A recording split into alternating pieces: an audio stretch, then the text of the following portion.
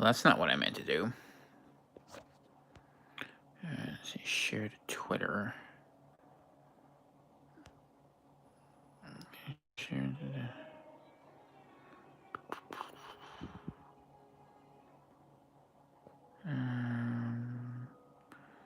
wait a minute.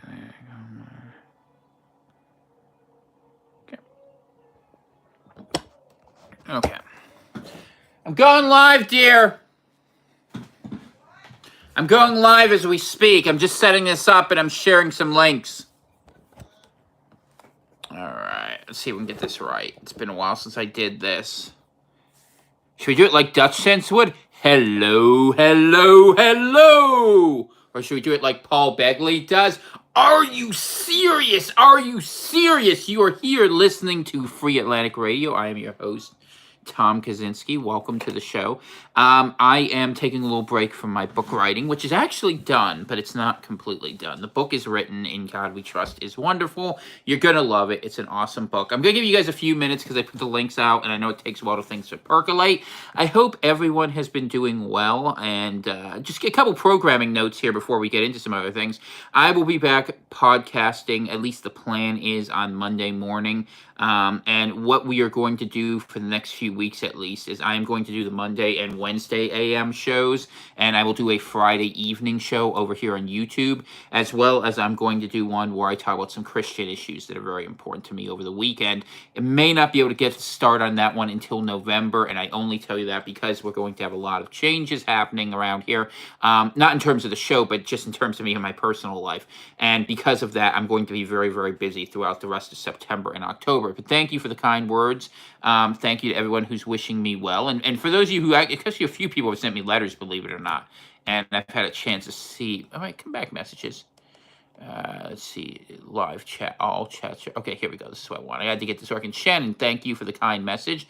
And now I can see your messages again because I had to adjust this because I'm doing it on my phone because, frankly, setting up my computer would be too much of a disaster right now.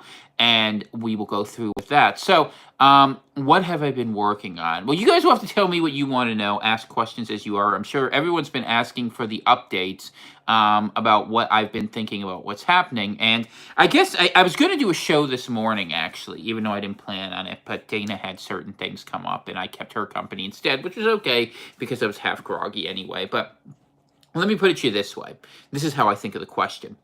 How many of you guys know how an atomic bomb or a nuclear bomb works? I mean, in the broad sense. You don't have to know every specific detail of it, but let me just give you there's two problems of making a nuclear bomb go off. Problem number one is you have to get a critical mass of whatever substance you need. In this case, it happens to be uranium-235 or plutonium. I think it's 238 if I remember right.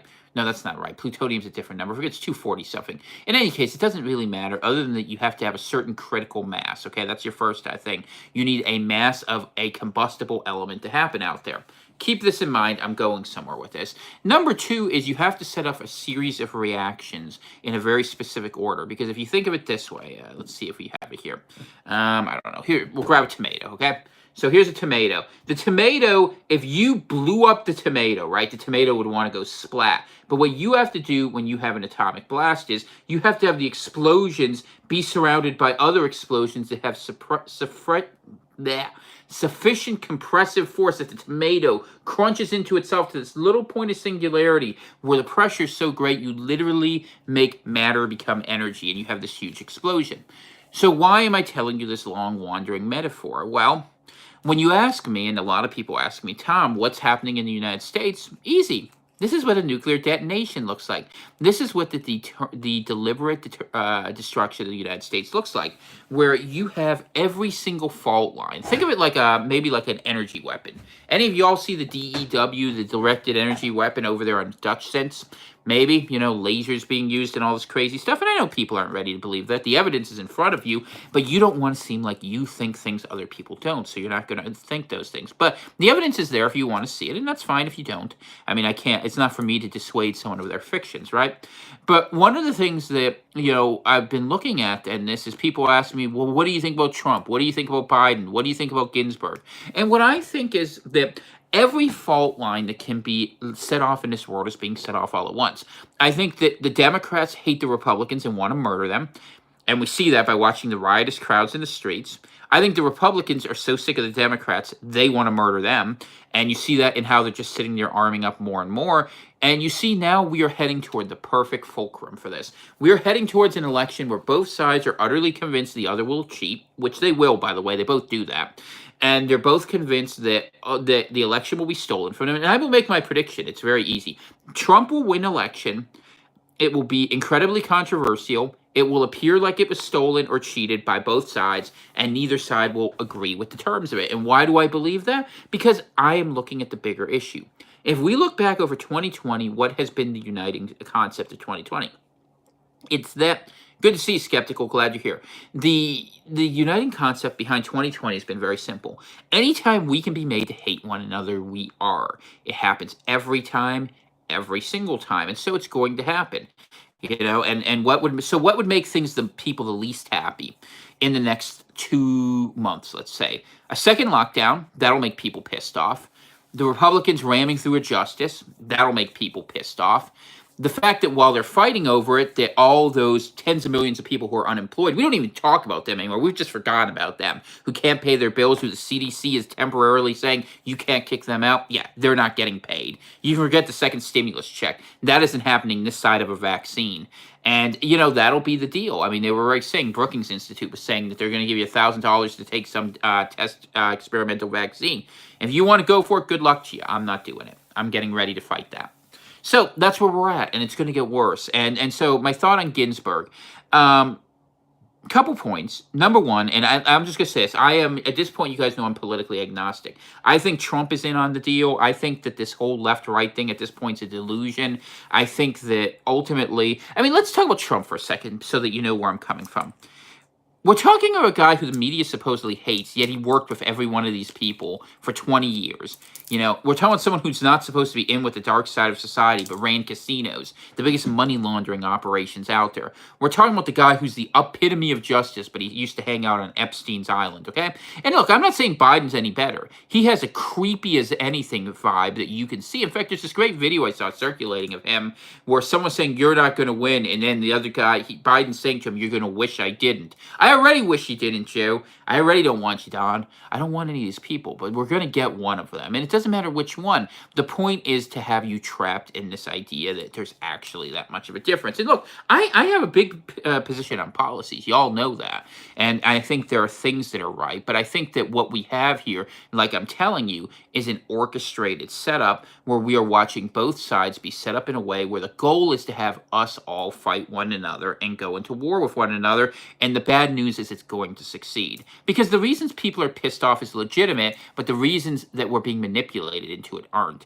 That we've been put into a position of ultimate stress and ultimate destruction. And why is that? Well, there's a lot of different reasons of it, but one of the things is, have you ever watched there's this great thing, you like to go down rabbit holes, right? So if you look at the Security Council chamber in the United Nations, what you see is this mural that was painted of this rising phoenix. And for those of you who don't know the history of the phoenix, good to see you, Jared, and good to see everyone who's here. Thank you for joining us tonight.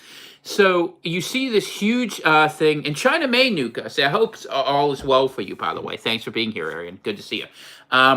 I was going to say, there's this mural of a phoenix, and for those of you who don't know the history of a phoenix is a bird that can only be born out of fire. And so if you want to have the New World Order, which is the one world order, you're going to have that. And a lot of funny things have been happening.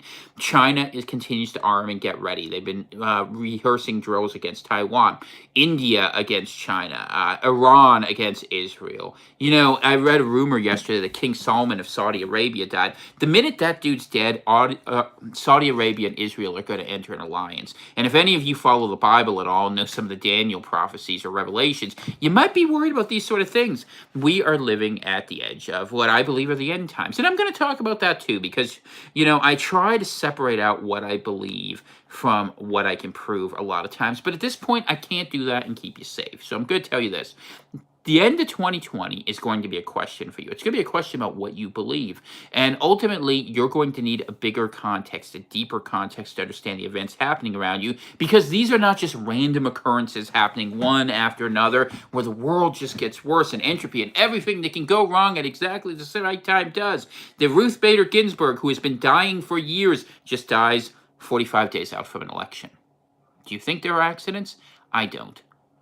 I think there are things that happen in the way they're supposed to happen. And I think that there's a lot more behind this than anyone understands. And I think what we are seeing is, like I said, the deliberate destruction of the United States. And why do we have to see the destruction of the United States? Because that's how you kill the dollar. That's how you kill the old world system. And before something new can be born, something has to die. And what's going to die is we are on the sacrificial altar, ladies and gentlemen. And I think we're going to see it. I think we're going to see it happen in November. I think it's going to get uglier between now and then. And I am telling you right now, and I will try with all of my voice and might to tell you to get ready.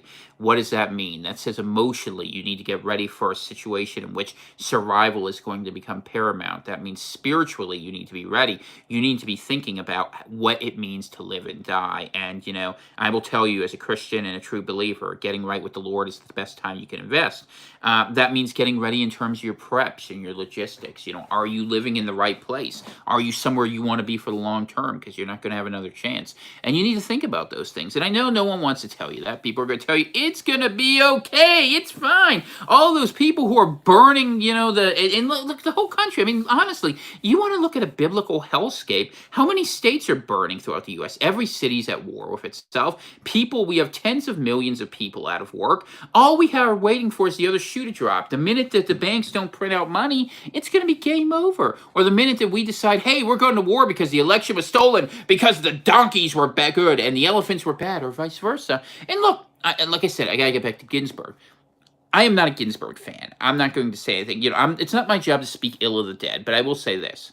Her policies I found morally abhorrent, and her jurisprudence had nothing to do with the law as written. She was an activist on the court who was celebrated as that. And people go to me, Tom, do you think that the Republicans are hypocrites for running and people through ahead of her? No, I don't think that at all. If I was a Republican, I'd do the same thing. And if the situation was reversed, don't believe for 1 second the Democrats wouldn't do the same. Because the fact is, people haven't had loyalty to this country for a very long time. They have loyalty to their different ideologies and their own sense of righteousness. If there's one loyalty that all Americans have, it's that I am right, you are wrong, and do what I want, or I will beat you. And that's what we're loyal to, and that's been the case for a long time. And to be honest with you, you know, people say, oh, America wasn't like that. America wasn't like that. You know, I tell you something interesting.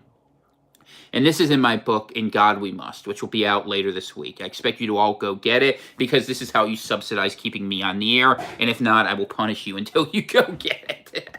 I don't mean to be mean, but honestly, do get it. It's a good book. You're going to love it. It's brilliant, and people who are very smart are telling me that, and that means it is. But it was really inspired by the Holy Spirit. But the story I was going to tell is, did you know in the United States Constitution, all 50 of the states include either a reference to God or to the divine? And I just share that because most people don't know that, yet the federal government, the U.S. Constitution, does not, interestingly. Well, the one thing it does do is the very first statement it makes for America is, you shall prohibit the establishment of a religion. So America from the beginning was saying F you to the idea that we were going to be a Christian nation and we were going to have a common set of beliefs. So what happens when you put discord at the beginning of things? Well, you end up with democracy, and you can judge for yourself how you think democracy works.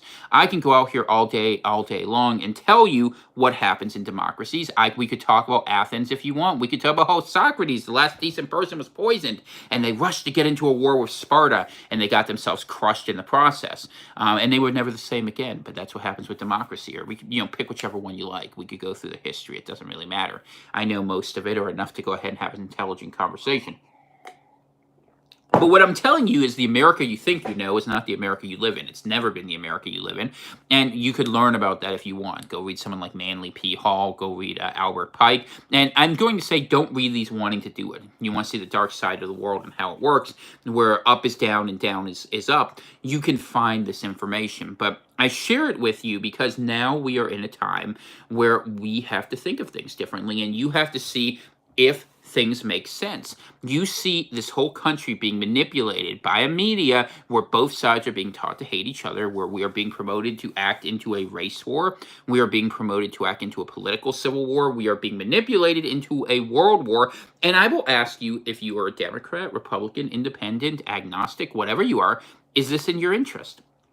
The whole premise behind Atlantic Radio is it isn't, and that you should walk away and you should make friends. And I will tell you, if you're smart, what you'll do is you become a good Christian, make some good friends, sit back and recognize life is short, eternity's long, and we're about to go through one of those funny times in history that the best you can do is survive. And that's where we're at. And that's why, one of the things that I'm going to reemphasize is it's a spiritual awakening. Because I was writing my book, and it's an interesting book, because really the first half of the book is about this idea of why America isn't what you think it is, and how you have to awaken from it, and how we basically said to God that we don't want you here. And it's important because if you believe in God, and some of you do and some of you may not, but if you do, why would you think God doesn't have prerogatives or opinions or get involved? In fact, I did a heck of a takedown how biblical scholars who they would have had in the 1700s would have never supported deism, because they would have read the Bible, unlike people today who just have a vague idea of a couple quotes and sound bites. They go out there and says Jesus is a pretty cool guy, like the Buddha.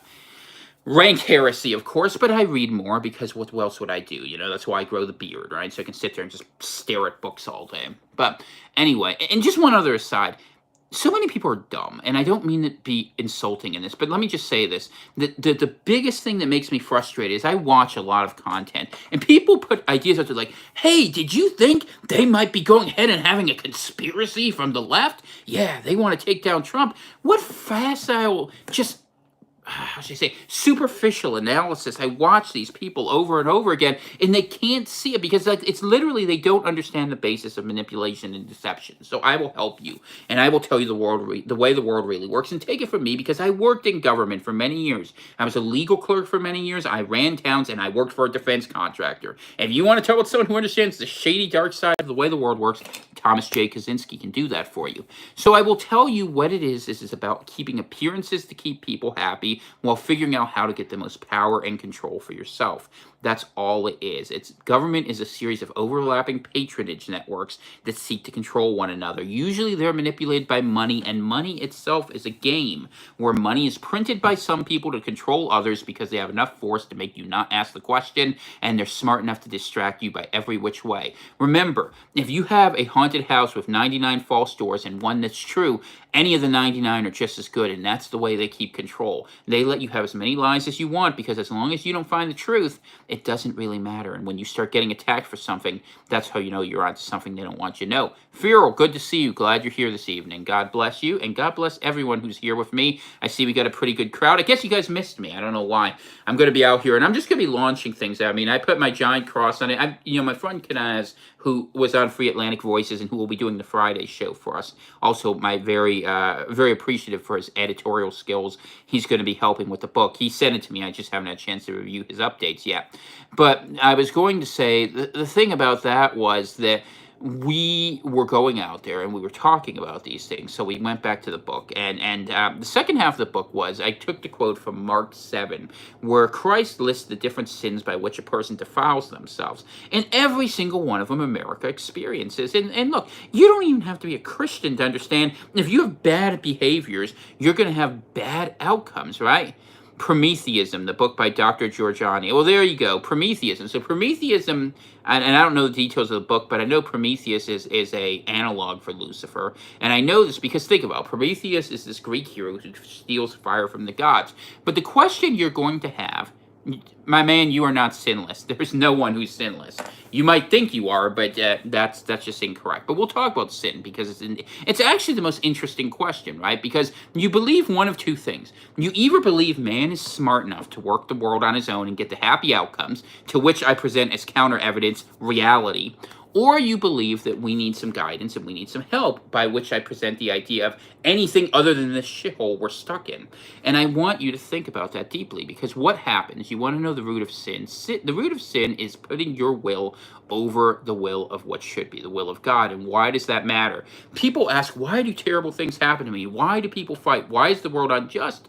And it's very, very simple 95% of the time. It's because you are so dead set on getting what you want, and everyone else is in that exact same mindset, that you can't talk to one another, you can't work with one another, you don't like one another, and you will not be able to get along with anyone. Kanaz, good to see you. And give some love to his blog. Put in the link, Kanaz. I want to promote it. Europa's Children. Kanaz does awesome work. Good friend of mine. Absolutely wonderful man. Smart man. Very helpful. And certainly an asset to the Atlantic nation. So thank you, sir. I appreciate that. So the reason I go into this, and look, I know you don't want to believe this. You want to believe peak humanism, right? And this is one of the things the book talks about. So we've gotten, people get mad at God for the world, right? And they say, why is the world the way it is? It's because you made it that way. You choose this every day. You choose to have complete free will. And you know what free will ends up being? It is an unending rebellion where you're never happy, you're never contented, you never have a place, and you never belong. And what path do you take out of it? You want to take paganism as a path. I know some people go ahead and do that. What is paganism? It's the idea that you reduce God to man status because you want to be able to approach God. So you literally make God lesser to make yourself feel better about yourself. And I'll prove to you that paganism doesn't work for this one reason. Because if you can imagine a God greater than your gods, then that isn't the greatest version of God, in which case you've created a powerless intermediary as intercessor. Those are things you could do. And look, you have the right to do that. I absolutely believe that people have the right to be wrong. However, I am trying to tell you that if your faith requires you to have a lesser version of God in order to go ahead and feel comfortable, the problem might not be God, it's you. But this is the problem with reality. We have normalcy bias. We want things to fit what our world looks like, and that's why I wrote In God We Trust, or In God We Must, because ultimately you have to see the world as it is, not as you wish it would be. And I know a lot of people, and I'll just put it to you blunt because I absolutely know this. I know a lot of people who are pagans because they look at the Jewish influences on Christianity. And let me tell you something. After you read my book, you might look at that a little differently, because I will tell you very clearly, and this is going to get me in a lot of trouble, but I don't really care. Judaism, as modernly expressed, is a heresy whose only purpose is to go ahead and negate the fulfillment of Christ of their religion.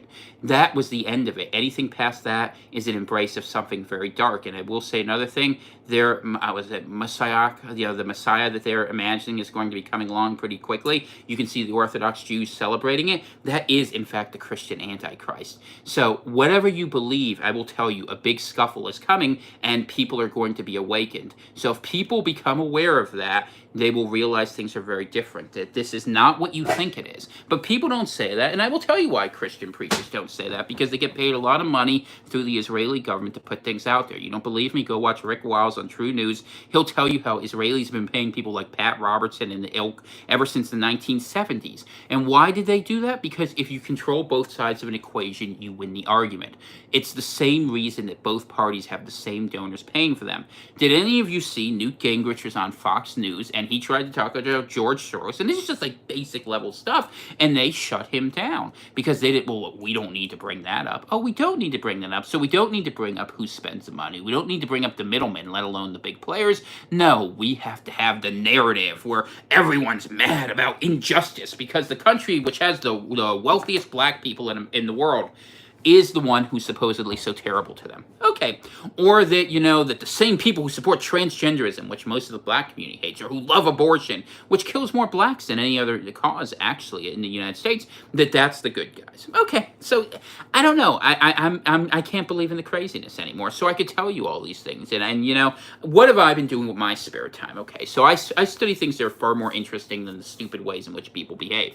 I go back and I study prehistory. I go back and I've been reading about ancient Babylon, and I've been reading about things from the beginning of time because I'm sort of curious. Time is a bit circular. It's a bit like a loop where you end up at one place and you start once. Second Ezra was definitely read out of the Bible. It's a great call, Ezra. The Esdras books are absolutely awesome. Enoch as well, by the way. You should be reading them, but that's okay. And I will make a couple suggestions. I think the books of Dr. Michael Lake, I've started reading some of them. They're very good. Highly recommend them. You might appreciate them. And it'll give you a different look about things from what you were told. But I will say this, and I want to say this, because people accuse me of doing certain things and not certain things. And I will tell you, the state of the Christian church in America today is pathetic. It's anemic, and it's non-scriptural. It's non-biblical. They've made an idol out of Christ. They've made love into the universal religion, and they've inverted the two big commandments. In the gospel, Christ goes ahead and says there are two rules you really have to follow, and all other commandments come from these. Love God above all else, and love your neighbor as your enemy. Or love your enemy as your neighbor. My apologies, said that backwards. So, but what we do is we love people. We have this religion, this pantheistic... What's that? Yeah, that's it. Okay. So, love your neighbor as yourself, the wife says. So, we have this pantheistic conflation where everything is love, and if it hurts anyone, it can't be true. Why is that true? I mean, look at it from God's perspective for just a second, right? We're all gonna die. Yeah, we're worried about it. We're worried about our lives. But in the big scheme of things, death is an inevitability. It's like worrying about blinking or breathing. So, we're worried in our self interest, and that's what drives us. Fear makes us dumb because we're afraid of the wrong things. We're afraid of how we're gonna die instead of being afraid about how eternity goes forward. Kanan says, loving your neighbor also means trying to persuade your neighbor to turn from sin. Absolutely. And what is sin? Sin is separation from God. Sin is an expression of willfulness where you say, I know better. And I challenge each and every one of you. Do you really think you know better than God?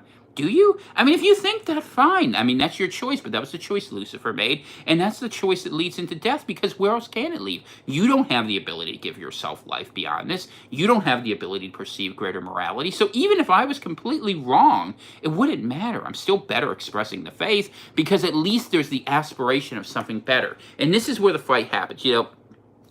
There's one side of this who says, let's just be bad, okay, and we accept that, which is good enough. And I call this in my book, The Doctrine of the Lesser Good, where you settle for things that aren't good for you and things get worse all the time. Then there's another side that says that we are the absolute best and this is what's right. These are the crazy utopians, like the Antifa types in the streets that are going around, get everyone killed, including themselves, thinking that they can create heaven on earth and they're going to kill as many people as it takes as a blood sacrifice to do it. I don't believe in that either because I know better. We don't know. I believe in the doctrine of better. And what's better? Better is about constant self-improvement. It's about asking these questions, reaching out to one another, and reaching out to God and trying to figure it out. So I spend a lot of my time, my nose dug in the Bible, and I will tell you, you learn things. There's things in that book. And you can dig in any book you want to, but that's how I think of it. So as we go through tonight's show, I'll go for an hour if you guys can keep me busy. Any questions you want to throw up, we can talk about them. I've been following the news a lot more, to be honest with you, than I had been doing previously, and we will go into whatever you want. But I will say, as far as the book goes, I think you're going to like it. It's clever, it's thoughtful. And if you are a non-believer, by the way, who wants to be challenged, you let me know and I will send you a free e-copy, because that's the least I can do, and it might make you think of things. Believe me, I know why a lot of people are pissed off at Christianity, and I'm one of them, okay? Don't blame Christ for the crappy religion people created around him. It's the same thing with most things we see in this world. And I don't know what else to say about that part of it.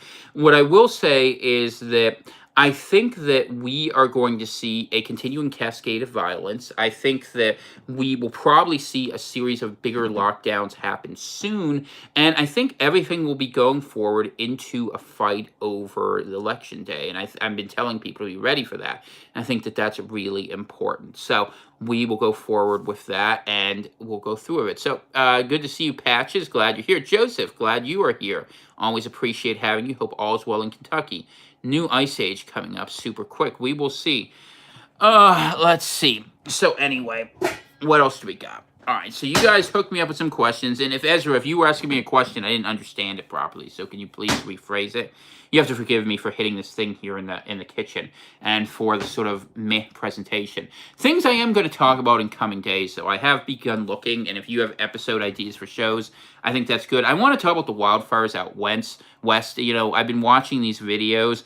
I've been reading about people taking down power lines to cause the big fires. I've been reading about, people found with these, they're like mason jars upside down with accelerant in them. And of course, none of these people ever get arrested, right? That's the best thing. It's just proof that the government's allowing this to happen. And why is the government allowing it to happen? Well, first off, let's remember, the government is not a singular entity. There are different factions with different interests, and it's very easy to go ahead and confuse this government, especially if you have a couple key bureaucrats saying, you can't ask that question.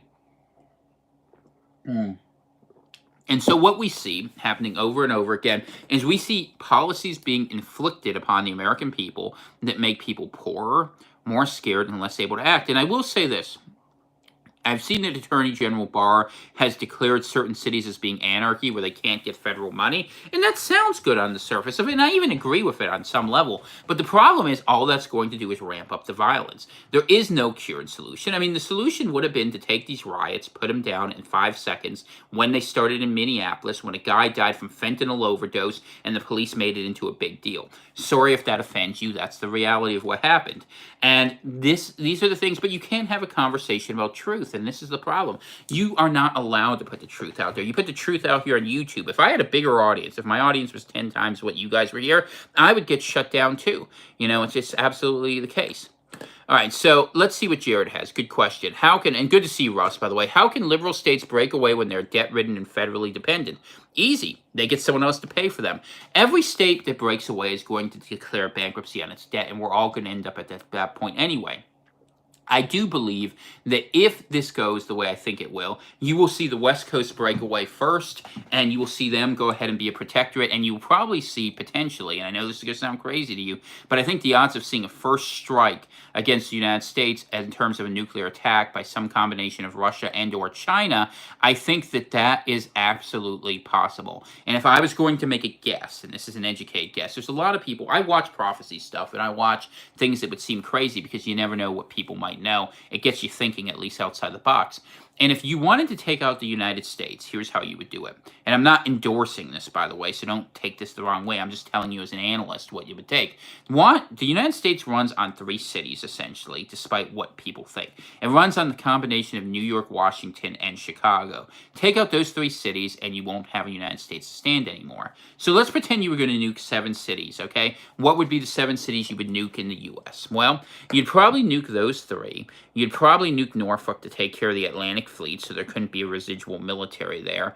And if you were going to do it, if we wanted to get clever, the other 3 I would maybe pick would be probably Salt Lake City, Denver, and Houston. Why? Houston is the big oil port, so that's your transportation hub shut down. That if you take out Denver and Salt Lake City, you've taken out whatever resistance could resist against the West Coast. You tell the West Coast, if you don't agree to go ahead and separate or surrender, we're going to nuke Los Angeles, San Francisco, Portland, and Seattle. And what will happen? Okay, well, what we will see is that those parts will break away, the East will be a mess, and that the different things in the middle of the country will go ahead and they'll be able to, they'll just kind of form little states between themselves, but the dollar would be dead instantaneously. The government would be decapitated, and you wouldn't have anything back. And, countries have first strike doctrines. You could do this. You could have it be you could do it all sorts of ways. Do it with an EMP, whatever. And ultimately, remember, to win a war, all you have to do is put people aside. So we could see this happen a lot of different ways. Maybe it happens in a nicer way where the grid goes down. Maybe it happens with a disease that kills us all. I think that's a high possibility. I don't know what the future's going to bring. I do know it's going to be bad. And I do think that if you're in the major population centers, especially in the Atlantic seaboard, you're probably at risk. I think the people out west are kind of nuts, but I think the only danger they really have is from the federal government. Honestly, I think there's probably protection rackets there, and I've heard and read a lot about the Mexican cartels basically serving as a fence between communist China and Gavin Newsom. So we will see how that goes.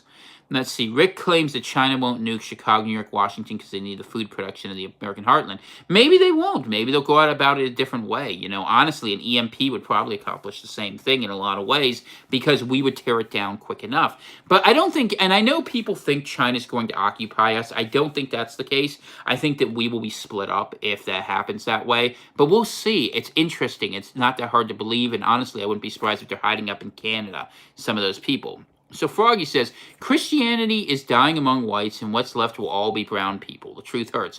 Well, I will say one thing that's interesting about that, without getting into the racial part of it, is that Christianity, if people are actually devout in their belief, it's the single biggest producer of children, because people who believe there's a world and a purpose to it, that they go ahead and have children. Look how many children the Amish have, or the Mormons have, or pick whatever denomination you like. That is an investment in the world. So if you want to go ahead and solve the problem, a lot of times the question isn't a political solution. It's like my book says, there is no political solution for a spiritual problem. You have to be invested in having families, and you would have to destroy a lot of things, like the lying, cheating media in this country. Do I think the United States has already fallen to fascism? So Dana and I were having this great conversation the other day where I was telling her that I hate how everyone on the right brands everything is communism and everyone on the left brands everything is fascism. It doesn't really matter. What it means is that, well, Froggy, you believe what you want to believe, man. I don't know what to tell you. We don't have a lot of children today, I tell you what. That I know most of the people who I know are pagans or even witches who go around trying to cast spells on people, or men who go around LARPing about the idea that somehow they're going to reenact Odin before St. Olaf got up there and converted to Norway. So you tell me. I don't know. But what I would say with this, and I'm sorry I got distracted, but do I think the United States has already fallen to fascism? I think that we are dealing with something that is very different than that. We are dealing with worship of the state, right? And worship of the state is a big problem because what it does is it creates the state as the highest priority. Whether you do it in a sort of fascistic sense or a communistic sense, these are secularist, atheist philosophies that are all caught up in materialism, okay? And if you're going to go forward with that way of thinking, you're going to end up ultimately sacrificing everything to the state. That happened in Nazi Germany as surely as it happened in the Soviet Union, and I presume most of you would not like that, especially if you do like your free will. It's kind of a bad way to get there. So I'm not a big fan of it, and I do think, does the United States behave with some attributes of fascism? Of course it does. But it did long before. Honestly, you want to look at who ran the country more like fascists. You go back to like the first Clinton administration or something, because what fascism historically was understood was a relationship where the businesses were privately owned and they worked in cooperation with the government to run things. So between the Bushes and the Clintons, when you saw NAFTA rammed through and every American worker screwed on every side, by both parties, it was a bipartisan hit job of the oligarchy. They did this to people, and now the Fed runs it all, and that's how it is. And you guys understand that. You don't even tell you. I mean, you wouldn't be watching my show if you didn't understand that. What will happen with the Supreme Court nomination? Asks Patches. Donald Trump will pick a woman. Might be Amy Coney Barrett. Might be that name. What's her name? Barbara, the one from Miami, the Latina. Probably that one actually, because Lord knows the worst habit of the Republican Party is they get things that everyone who's a Republican thinks, and then they find a minority to say it for them because they're too afraid of being called racist for saying something that's true. Just because you're not allowed to criticize certain groups of people. You don't believe that? Say something bad about someone from Israel. Watch what happens to you. You might be put on a hate list. But this is the way of the world we live in, where you're not allowed to speak truth unless you are an anesthetized, approved speaker of it. And there's a whole huge gig. By the way, if you are a minority and you want to make a lot of money, go be the token Republican. They'll be very happy to go ahead and go for it. And I'm not saying you shouldn't be allowed to be Republican, but the truth is Republicans and Democrats both treat minorities that way. And maybe we've reached the point where separation is sensible for both sides, only because we don't know how to get along together, and we'd rather be happy as separate than unhappy as being forced together. Because ultimately, the other ways we end up fighting each other, and that's been pushed so far, and you can't get around that. And maybe that's just the way it is. I mean, look, the Lord had people in tribes going way back from when, and even when he put Israel together, it separated into two, into Judah and Israel, so that thing happens all the time. It's not my job to tell people how to live or who you have to associate with. I don't believe in that. I never have. If you want to be separate, you have the right to be separate. That's the better way to do it, and it's a way to peace. All right, let's see what else you got. Bum bum bum. I think we are seeing a move towards Chinese-style state-sponsored capitalism. I agree with that. All the oppression of communism, all the mindless consumerism of capitalism. But don't forget the social credit score. A lot of this is all about tracking and surveillance. The reason we're having a 5G universe and Tesla's out, or what's his name? Elon Musk is putting all those satellites up there. Why? So you can be tracked at all times, that they know exactly where you are. Well said, Ross. Absolutely true. That what they want is they want the permanent surveillance state. They want to win the game of history, and they win the game of history by degrading their components out of there. We haven't gone that far from Carthago delenda est. Carthage is dead. And when the Romans defeated Carthage after, I think it was the Third Punic War, what they ended up doing was they salted the earth literally so nothing could ever grow there again. And that's how you win a battle, and that's what we're dealing with. But the people who are in charge are going to do that to most of us. But what's the best way to kill a whole bunch of people? Give them a bunch of knives and tell them that guy did it to you or that guy did it to there. And that's what we're dealing with now. And it's not that complicated. I mean, I'm sure you guys can see it. I mean, do you really think that this is all just accidental? Do you really think it's that? I mean, you think that, it's not even sane. I mean, think of it logically, right? Think of it from an insurance perspective. That if you were out there and you were running all these corporations and these banks and you were so invested in society, you didn't know something better was coming, why would you contribute all of your energy into taking down your very status of wealth? You would only do it if you had something better in mind. And I'm not privy to what they know. I can make some educated assumptions based upon a lot of reading of things I'm not supposed to read and a deep, better than decent understanding of biblical history. But I can tell you that there's a conspiracy and you're not in it, and that's the way it is. And if you're, what do I think it's all about? I think that it's Well, yeah, sure. It's the logical conclusion of critical race and gender theory. But let's go through that. Why do we go ahead for years and years and years and permit the teaching of basically self hatred to the majority in every Western country? Well, you would say that the goal would have to be to destroy those countries. And you'd be like, well, why would you do that? And you could say, okay, some people say that it's an ethnic move by one tribe against a whole bunch of others. Maybe that's true. There's certainly evidence of that, but why would you do that? Well, you would do that because you would think it would create the preconditions that go ahead and create a situation where you can have permanent supremacy. And you realize that. And if you understand, if you read the Talmud, you would understand that you have this human messiah that would be in charge of the world. Or if you were communist and you read Marx or Lenin or went back further, you would understand that this one person leads to the end. And you realize all roads lead to hell. It's just it goes backwards that way. And that you literally have this idea that you need to, in order to create, you need destruction, right? So what the whole theory of the process is that you destroy every system and you create such rank injustice that people will go ahead and recognize the savior you create as a human leader. And that's what people always do. Look, politicians love crises. They love wars. They love everything horrible because you give them power, because you're afraid and you're scared and because you don't want to talk to other people. The single worst habit Americans have is our inability and unwillingness to talk to one another, because we've reached the point where we literally can't have a conversation because we're either A, afraid of social consequences, B, too accustomed to lying, or C, too caught up in self-interest. But even if you believe in self-interest, you got to be able to talk to people. I mean, I want to be able to talk to my neighbors, to my, even if I disagree with them. And it's hard because we aren't allowed to agree on things. Literally, the biggest thing that's been taken from us is this idea that we can have any sort of unity. And that is the heart of it. So, well, you're right. Peace has produced monsters. And I agree with you on one thing, Froggy. There are many worse things than death, and we're going to experience most of them here in the next few years. So, but war as an end unto itself isn't even great either. I mean, the thing is, yeah, it advances human history along, but you end up fighting the same conflict. Country A defeats Country B in a battle and takes Area C from Country B. Country B gets pissed off, arms up more, and goes back and forth. And then you're fighting for about the next 5,000 years, and that's all there is in human history. And that happens over and over again. It happens over ideas. It happens over, pieces of land. It happens for lots of different reasons. And if you want to be something better than that, then what you realize is what I realize, that you have to look inside and just choose. You cannot change the world out there. You can't do it. It's going to get worse. It's going to get awful. And I would love to pretend we could do it. I mean, it'd be fun. And I could probably do a better job than pretty much everyone in this chat. I could probably call up a couple hundred guys and make something happen and cause problems, but it wouldn't change anything. All it would do is make things worse. So what will I tell you instead?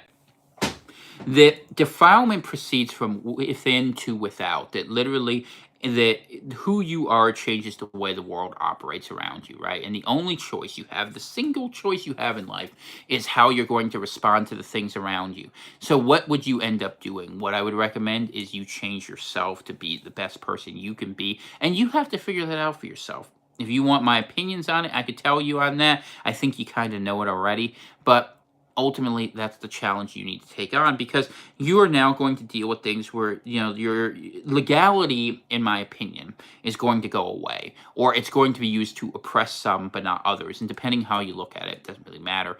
That's going to happen one way or another. You have to decide what you're about, and now the training wheels come off. We're going to have the time of peace end in the false dispensation of human grace, and we're going to be dealing with things that are going to be uglier and trickier and nastier, and you're going to have to decide how you're going to maneuver through it. I've tried to give you guys some tools to understand these things. I will give you some general pointers. Understand things as they are, not as you want them to be. And I will say, you need to be ruthless in knowing yourself. You need to be ruthless in attacking your own assumptions. And just because you want something to be true, or you think it'd be useful to be true, you should believe it. You shouldn't believe it, rather. You should push yourself harder. And look, I do it all the time. I don't necessarily like all the things I believe. I don't like my own predictions. I read my own books and they make me want to puke. And I don't know how anyone listens to my shows, because I'm not a very happy person. But that's fine. I tell you the truth. And sometimes you need a bitter pill, because at least you can sleep at night knowing what you're dealing with. And there's a lot of people whose lives ended up being easier. Maybe they were saved, maybe they weren't, because they listened. Because, yeah, I'm a little bit paranoid, but I am not paranoid with bad reason. Because here's what I've learned. I might see things that aren't there, but when the big one comes, I'm not going to miss it. I'm not going to get caught flat-footed, and that's how you survive. That was hardwired into us. But we've been trained to be ponies that go ahead and walk around in circles, and you got to be real dangerous about that, because you know what happens there? That's how you end up being led to the glue factory. And let me tell you something, that whiff of Elmer is starting to work its way up, so you need to be aware of it. So Froggy writes, police only apply the law to white people and ignore commies and non-whites. That's true, Froggy. So why do you think that is? Let's have a conversation.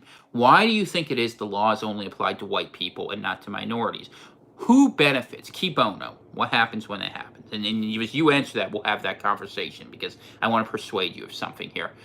So one question, who the hell is George Soros? Did anyone see the Gingrich interview when he was shut down at Fox? I can't keep seeing his name come up. George Soros is basically a CIA plant who goes around there and gets a lot of money. He's a venture capitalist who gets paid to have color revolutions, right? The way the color revolutions happen is they degrade confidence in the society through a form of cultural warfare that end up being the part of, it's like Gramsci. Read Antonio Gramsci. You could read Marcuse, you could read Eric Fromm. These are horrible books to read, but you could read them. That you could learn that the idea is it's a form of asymmetrical warfare, right? You read Sun Tzu, you find it's easier to destroy the awareness of an enemy, the culture of an enemy, and that all warfare is fought like Chinese fight it by subversion and by intrigue. You know, we have this idea, we march our armies in the field and we fight head to head. Yeah, that's stupid. You don't do that. I mean, there's so many quicker ways, and that's what you end up dealing with, and that's a big part of this. So let's see, because nobody is afraid of the white people, where the other side will rise up. Also, they have the media and the lawyers. So why do they have the media and the lawyers? You go back to the beginning of this country, 1900, or you go back 1900, go a couple years ago, right? That you had WASPs running the universities, and you had other people in the lawyers. So what happened? All right, groups of people got organized, and no one questioned them, and they worked for their interest, right? But I will tell you the reason why. The media, and I'm going to tell you this, and no one in the alt-right likes this, but this is the honest by God's truth. There's two reasons they attack white people. Number one is because they could be effective enough to organize an opposition, and number two, to galvanize them into action.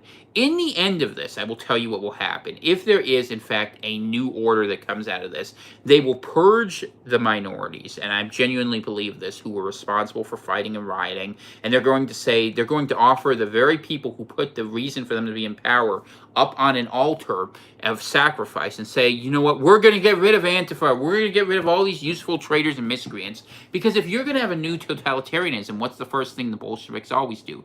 They purge the Mensheviks. Except this time it's the neoliberals purging the communists. So what they will do is they will purge all of those people, and they will go to the middle-class white people, and they will promise almost a Hitlerian restoration to them, where they will say, follow the rules, live in good order, hail America. And that's going to come. And I know that sounds crazy, but mark my words, and it's going to come a lot sooner than you think, where people will be told you be peaceful, you be happy, you be world citizens. If you don't believe me, you haven't read the protocols. Take a look. That's the end game of this. That's what they're going to do. And ultimately, the religion is not about hating whites. The religion, if you really want to know, is about having power. And it's about the subjugation of people who you want to have in tribute into you. That's what the big world religion's about. All these ones are about it. Judaism, Islam, anything that has a worldly messiah believes that. And it has to believe that because it wants to control people. That's what most of religion's about. It's the same of certain Christian denominations that I won't mention in integrity of some of our members who are here, who I know adhere to them.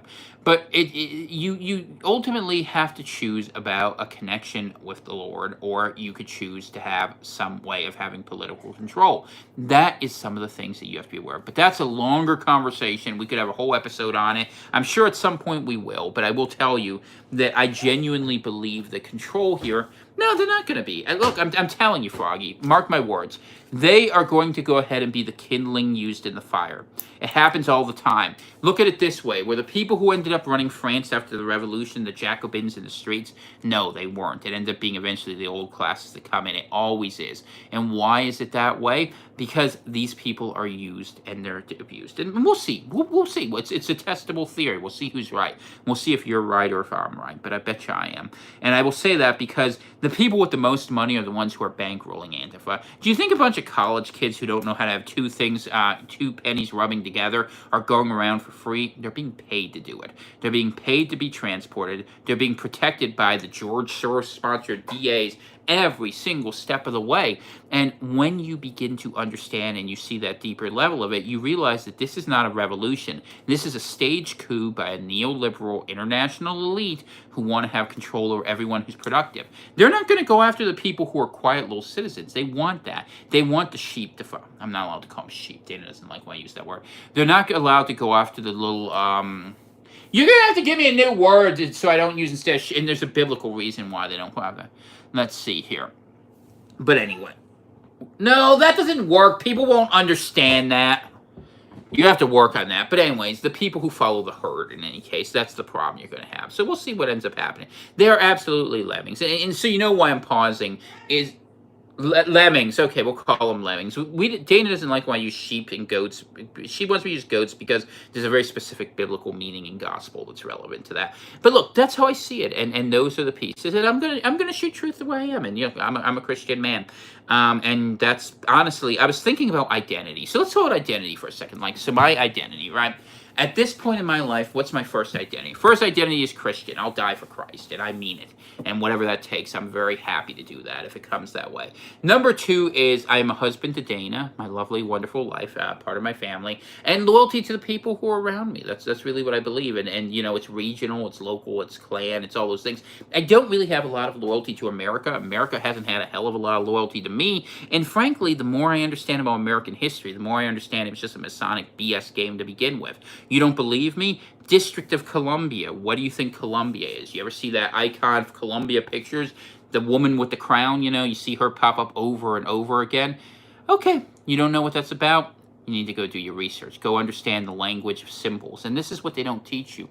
My Lord, they don't teach you. They teach you a history that's anesthetized and fake so that they steal your own future from you because you read things the wrong way. You read words and you don't understand their definitions. And I could spend hours talking about it. I mean, if you ever visit up in Maine, you can sit on my couch. We'll talk about it. Some few of you have had the pleasure, dubious as it is, to go ahead and have that conversation. And you learn a thing or two. And so do I. That's the good point of it. So we'll see.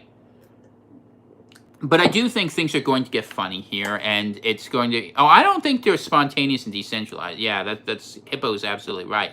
So, yeah, and look, I'm not here to apologize for the fact that there are people who milk the system here in the United States. I am saying that the system was designed to have them be milkers so that they could go ahead and take advantage of these things here. Oh, no, look, they would... All right, Froggy, listen to me. Yes, the billionaires could be gone, and you know what would happen if we had a sane system? If we had a sane system with any will whatsoever, what would happen if the billionaires were gone? Well, the billionaires wouldn't have put in the DAs. You would have DAs who would actually arrest these people, and they wouldn't have these crimes happen. But instead, they're being protected every step of the way. They're being bailed out, and I will tell you, professional provocateurs are amongst them. Now, are there some hardcore commie radical revolutionaries? Absolutely there are. But why do you think they're at college? Because they live in the realm of fantasy, of ideas that don't exist in reality. That's how it is. And I understand that. And look, we might have a Bolshevik revolution, but what I will tell you is that your commissars, if that happens, are still going to be the same wealthy people who are on top, because that's the way it always exists. Life is about hierarchy. Nature cannot escape that. And that's why I'm a monarchist, to tell you the truth, because you're better off having an honest hierarchy where at least you have a sane system and put people at the top, other than the craziness of thinking, hey, I showed up, I can vote.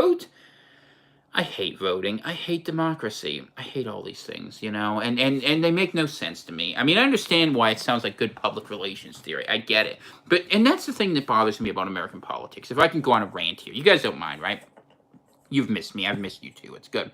That ultimately, we have so many sacred cows. We have so many false idols. We're like, I love democracy. That's the great way that we're going to do this. Or liberty is the secret to American success.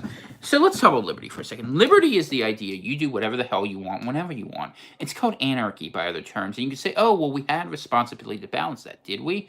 We did because of the church, and we did because of the family, and the state went about destroying both of them, and it destroyed the means to go out there and do that. And I'm not saying that you don't have the right to have certain freedoms. You do. You have the freedom of conscience, at least you used to. It's going away pretty quickly. But what I'm saying is that we have these views of societies in the West where we think because we put fake little lines between them that suddenly it doesn't work. Like we look at someone, we look at an arm and say, well, that's okay, the arm works. We're not going to look at the rest of the body. And we have this really bad habit of not understanding how A is connected to B and how they're inescapable from each other. And because we are unwilling to do that, we make a lot of mistakes. And there are a lot of things that people are not willing to say because they don't want to offend someone and they don't want to make them mad. But you know what? I'm glad if we go out there and we offend people, we're actually having conversations worth having. There should be no group of people beyond reproach. There should be no idea that's not beyond analysis. And we should be able to have it. Even things that I find horrible, like blasphemy that I would find is completely sacrosanct, where I would want to burn someone for it.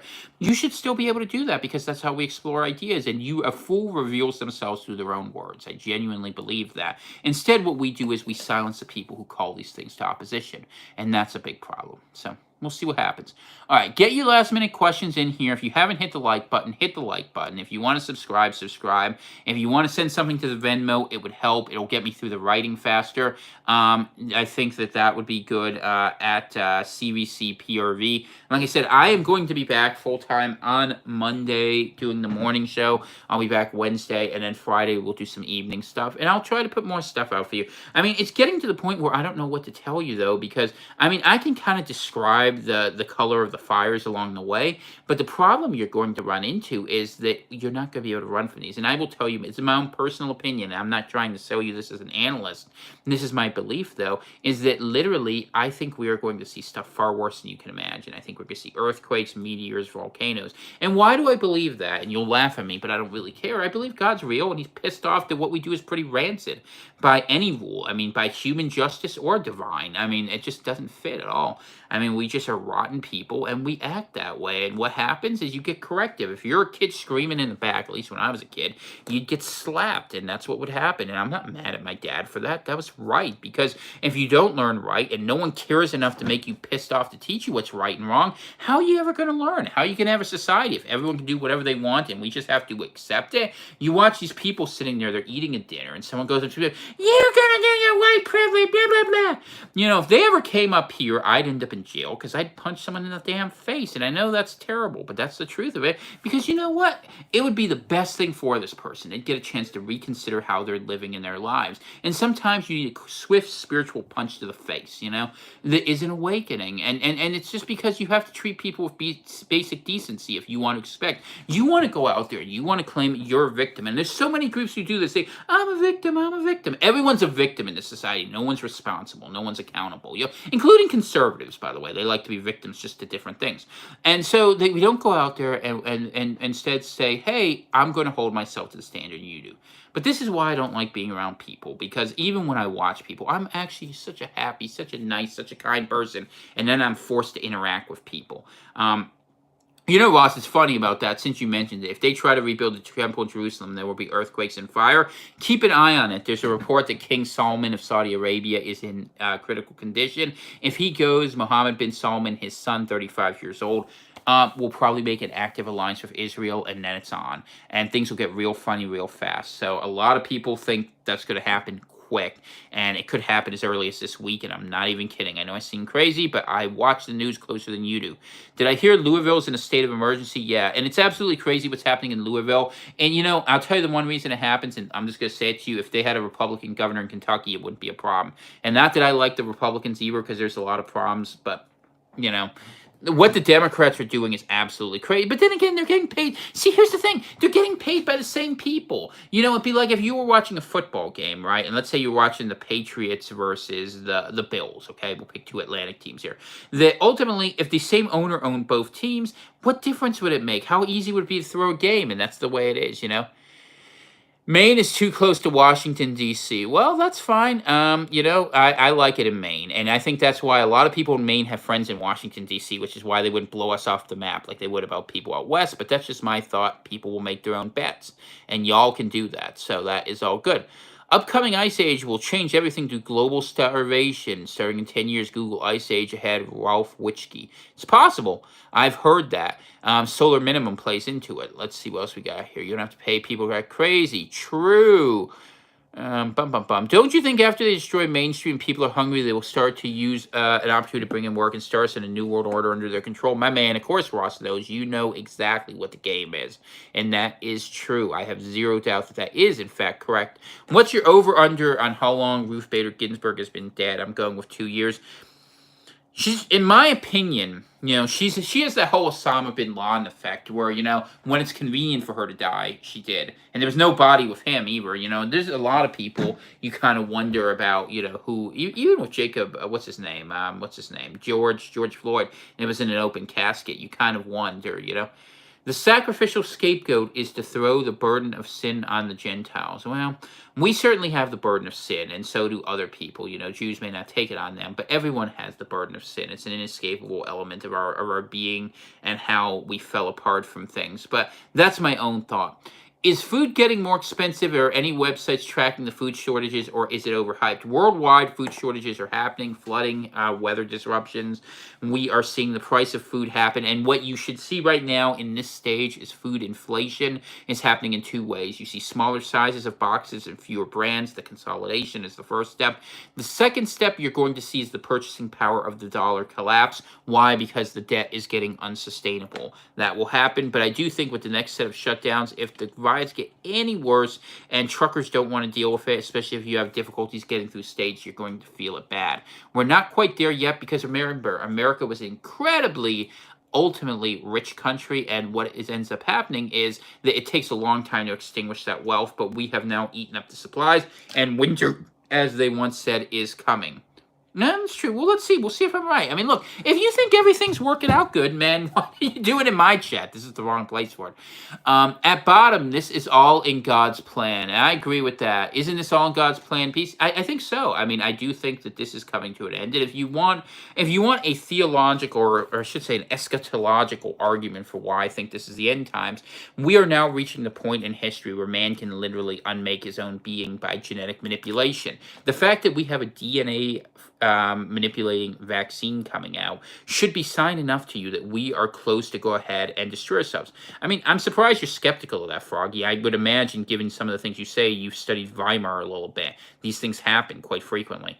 The only reason it hasn't happened to America yet is because our military is too much of a force to go ahead and hold people to account. But if the military is stuck dealing with a broken United States, the dollar will collapse in about 5 seconds. Just a prediction. But what I was going to say as we were going through this, let's see how I was answering this, about God's plan and eschatology. What I was saying is that we've reached the point where in our willfulness, I think we can go ahead and we will be able to see America go ahead and change things in a way, or not America, I was going to say humanity changed the nature of what we are in a way that I think, frankly, put it this way, if God is real, okay, which I very much believe, and some of you may not, that's fine, you have that right, I think we're going to see an intervention soon, because pretty soon we're not going to be human anymore, and assuming that the Creator intended for us to be created the way we are, which at least as a Christian I believe, that He is going to intervene if He's ever going to, because the way we're going in a generation, given the fact that people are doing all these mechanical and biological manipulations, people aren't going to be people anymore. And I know people aren't even thinking about that because we're not very good at thinking long term, but honestly, we're already there. And that being the case, I think things are going to get very funny. And when you see, you think we fight bad over race. Wait till we fight over speciation. You ever see the Stargate movies? It's going to be like that. Those are some of the things that we are going to end up seeing. And I think that that's going to be... Well, look, if every economy crashes, what are you going to have, all right? Is you're going to have a war, and that's where I think we're heading towards, where people are going to try to establish a pecking order based on it. And that's why I think you're seeing, on the other hand, not only these inter-partisan conflicts in the United States, but you're seeing a lot of foreign support for them. And I believe that the new global model that's being pioneered is imagined as a hybrid between the European Union and China. And, we'll see how that ends up going. So I don't know, but that's my thought on it. And, we'll go through all this. I will go ahead and I will be back with you guys. Let me say a prayer. If you get any last minute conversations in, I will answer them, and then I'm going to go ahead and call it an evening because I got a couple things to do and I have a lot of editing. So hopefully it'll come out good, and we'll see. I'll reach a new and wider audience, which will be interesting. And that's what always happens. I just say the truth, and it's okay. I respect those who disagree. If you make a good argument, I'll confront you, and if you're a jerk, I'll ban you. But everyone, I appreciate the banter and the good conversation and the legitimate points. You know, these are choices of preference, and you have to make them. So, Heavenly Father, I just pray for the safety of everyone in this chat, for people to get a good word from everything I'm teaching. I pray for them to come to your wisdom, actually, and to reconsider their role in their life, and that your spirit may move in them. But I pray for the safety and for the sanctity of all who are involved here and beyond. So in Jesus' name, I pray that for each and every one of you. It's been good talking to you, and we will see what happens going forward here.